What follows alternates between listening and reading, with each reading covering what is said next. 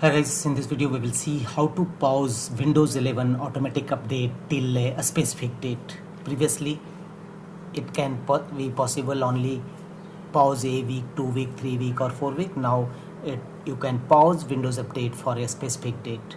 Go to Windows settings, choose Windows update, and from the right side you will see pause updates. Pick a date. Now you can choose a specific date till your Windows update will not automatically updated. Windows will not be updated automatically till the date you selected. As soon as I choose a date, you can't choose a date beyond 1 month. So this is the date.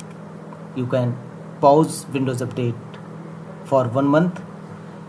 You can see no other month and date you can choose. So simply choose a date till you stop or pause Windows update. Now close the Windows and you can see you will receive a message.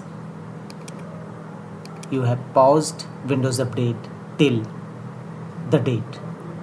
Again go to Windows settings and here go to Windows update and you can see updates paused until 11 July 2026. If you want to resume updates, then simply click on resume updates and your Windows update will be resumed accordingly.